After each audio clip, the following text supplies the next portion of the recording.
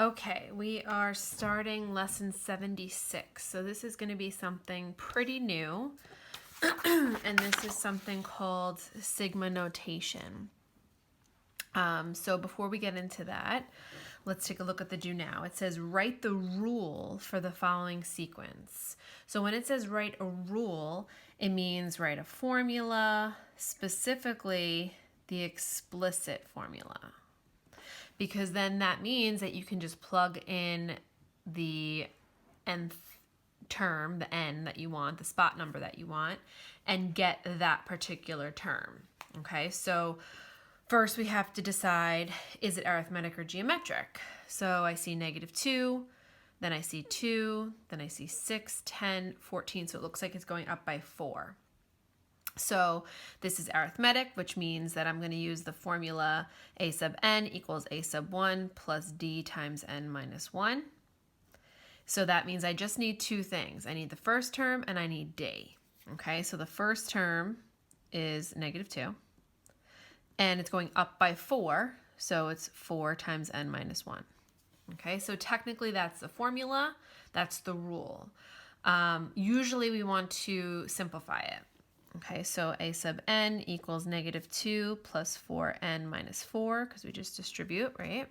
And then we can combine the like terms. So a sub n equals 4n minus 6.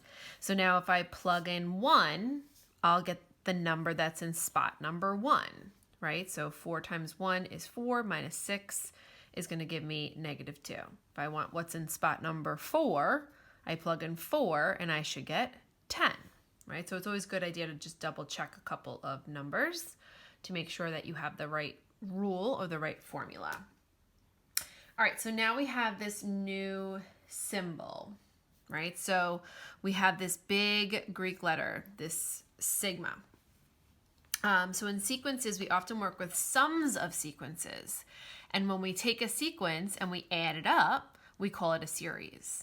So this letter sigma is used to indicate the sum of terms. So when you see this symbol, it means that you're going to take that whole sequence and you're going to add up the numbers. So your answer should be one single number, one single sum.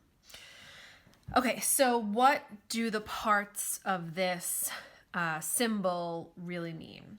So this is the letter here, this n. We usually use n. Sometimes it can be x, it can be y, it really could be any variable. And that is the index. So that's just kind of like the variable that we're going to use. So whatever this is here should be the variable that's in this expression over here. And this expression over here is your explicit rule. It's your formula that's going to get you each term in that series. And then we have n equals 1, right? So that is your lower bound. That is not your first term. That's saying the parking spot number 1 up to the parking spot number 4. So that's your upper bound. So you can tell that this is going to have 4 terms in it. 1, 2, 3, 4. So we want to know, well, what are the numbers that are in each of those spots? So essentially, what I want to do is plug in n to be 1, get the first term. Plug in n to be 2, get the second term. Plug in n to be 3, get the third term. And then plug in n to be 4 and get the fourth term. And then I stop. So I'm essentially plugging in every integer from the lower bound to the upper bound. And that will tell me what each term is. And then sigma means to add up those terms. Okay, so I'm going to make a little table just to keep it organized. So when I see, this is the same example as here. So when I see something like this, n equals 1 to 4. So I'm going to put n and then 1, 2, 3, 4. Okay, so it's every integer from this lower bound to this upper bound. I stop at 4, I start at 1. Then I'm going to plug n into this expression, so 2n plus 2. And that's going to get me what each term is. So in parking spot number 1 is 2 times 1 plus 2. So that's 4. So 4 is the first term. Then I want what's in parking spot number 2. So 2 times 2 plus 2. So that's 4 plus 2, so that's 6. Then in parking spot number 3. So 2 times 3 plus 2, so that's 6 plus 2, so that's 8. And we can see the pattern here is that we're really just adding 2. It's an arithmetic, right? So 2 times 4 plus 2, that's 8 plus 2, so that's 10. Okay, so my sequence is 4, 6, 8, 10. But sigma, that symbol here, that Greek letter here, tells me to take this sequence and add up these numbers. So I'm going to add up 4 plus 6 plus 8 plus 10. So that's 10, 10, so 28. So the final answer is just this number 28. This whole symbol just means 28. Okay? And that's it. So it just sometimes can get a little messy if you're not organized. All right, so look at number 2. So a couple different things. Now there's a number in front of sigma, and now there's a k. Okay, so they just happen to use a different variable, but this variable here matches this variable here. That should always be true. And the 3 in the front just means that I'm going to multiply my final answer by 3. So I'm going to make a little table again, just because it's more organized, that I think, vertically than if I were to try to fit it all horizontally. It just gets a little messy. All right, so k, it's going from 1 to 5. So 1, 2, 3, 4, 5. And then the expression is k squared plus 2. Okay, so now I'm going to plug this in, and I'm going to find my terms. So 1 is k, so 1 squared plus 2. So 1 squared is 1 plus 2 is 3. Then I plug in 2 for k, so 2 squared plus 2. So 4 plus 2 is 6. Then I plug in 3 for k. So 3 squared is 9 plus 2 is 11. Then plug in 4. So 16 plus 2 is 18. And then 5 plus 2 is 25 plus 2 is 27. So this is not arithmetic or geometric, right? It's just this, it's a sequence, it's a pattern, but it doesn't fit into one of those two categories. And that sometimes that happens, and that's fine.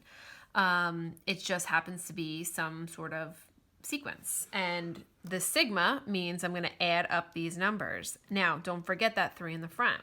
So that 3 has to multiply by whatever my sum is here. Okay, so let me just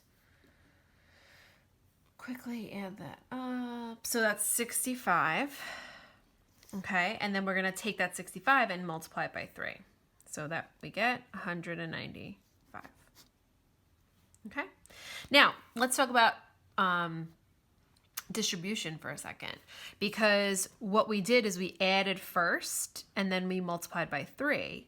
However, if we had moved this 3 in here, we would have had 3 times k squared plus 2, right?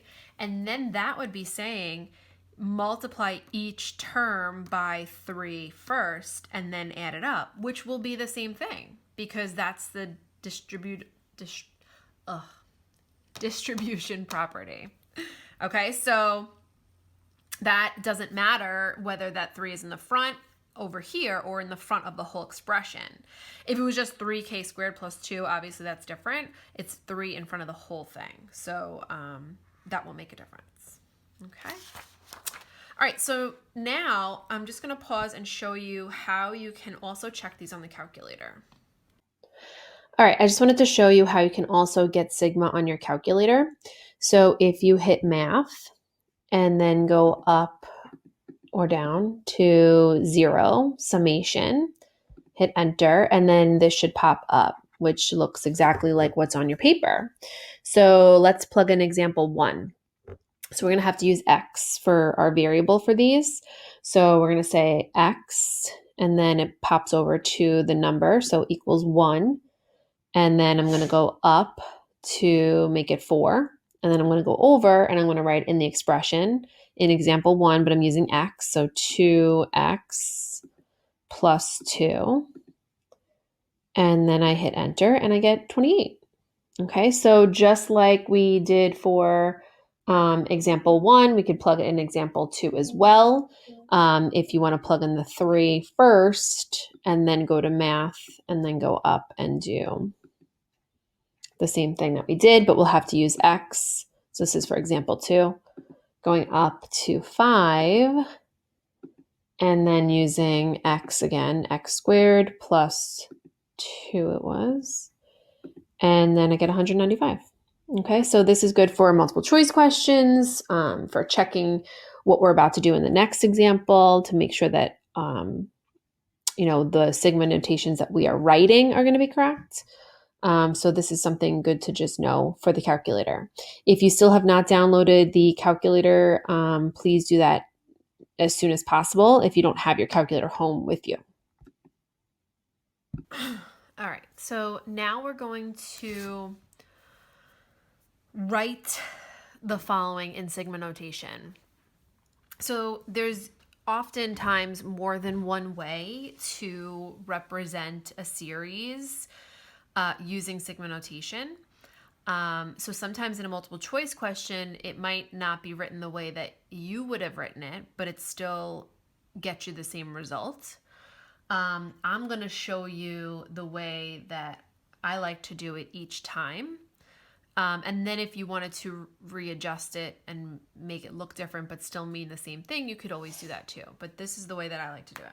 So first thing, there's really 3 parts that you need to think about. So there's the lower bound, there's the upper bound, and there's the rule. Okay? So the lower bound and the upper bound should actually be the easiest, usually, because it's just the spot numbers. So if you have every term of the series, you know how many terms there are. So this is spot number 1. This is spot number 2, spot number 3, spot number 4, spot number 5, spot number 6. Right? So that means that your lower bound is 1 and your upper bound is 6. Your lower and upper bounds are not what's in those spots. It's not 5 to 25. That's the result of plugging in 1 into the rule that we don't have yet and plugging in 6 into the rule. So our upper and lower bounds come from the parking spot numbers, okay? And you can use n or x or whatever variable you want. I'm going to use n. So n goes from 1 up to 6. So now this is what can vary. You could make n start at whatever you want. You could say, oh, well, I'm going to call this spot number 5. Let me use a different number. I'm going to call this spot number 4. And this will be 5, 6, 7, 8, 9. And this would go from 4 to 9. But then my rule would have to be adjusted to make that work.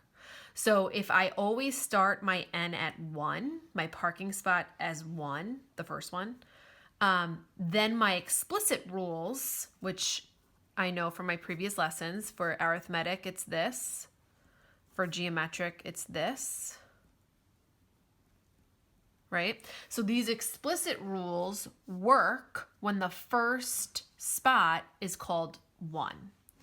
If I use the first spot as a different parking spot number, these rules don't work. And I would have to rearrange those rules to make them work. And that's a lot of work. So I don't want to do that unless I really have to. So first I'm going to look at this sequence here, the series really, because it's adding the sequence. And I'm going to decide if I can make a rule based on one of these two. So I see it looks like it's going up by 4. So it looks like an arithmetic, right? So I'm going to use this formula. So the first term is 5, and the d is adding 4, and then n minus 1. And again, I could write it like that, but we like to simplify things whenever possible in math, right?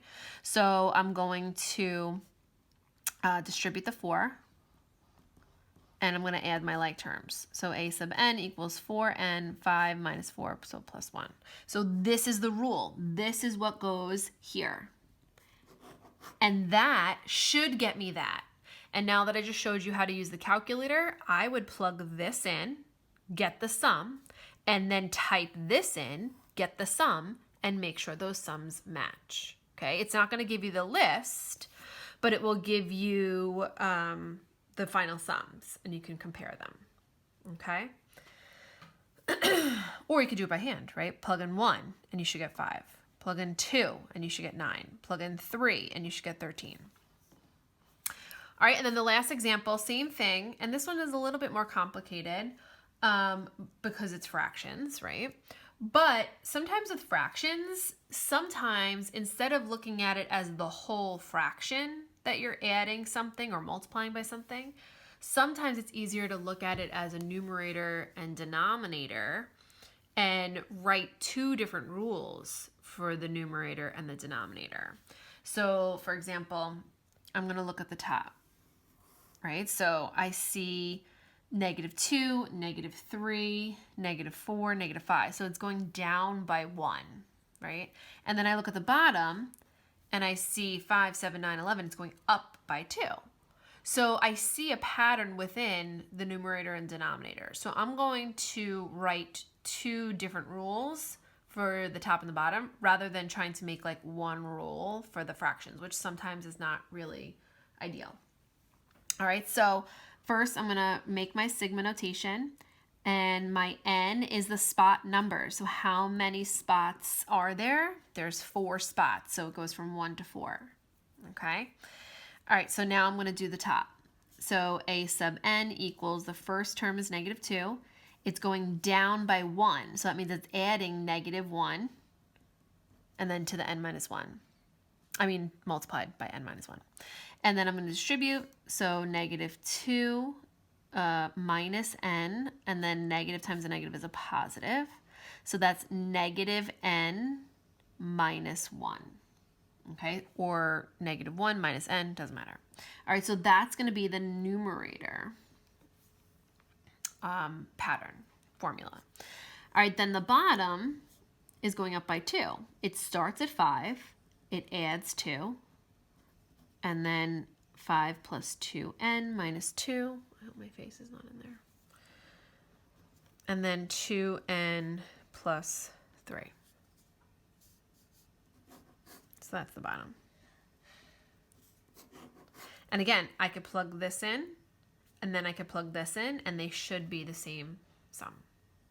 Okay, so give those a try, and first do them by hand, then plug them in the calculator and check, then check my answer key. Okay, so don't just go right to the answer key. And then just so you are aware here, this I is not imaginary number I, it's the letter variable I. And that's it. Okay, good luck, guys.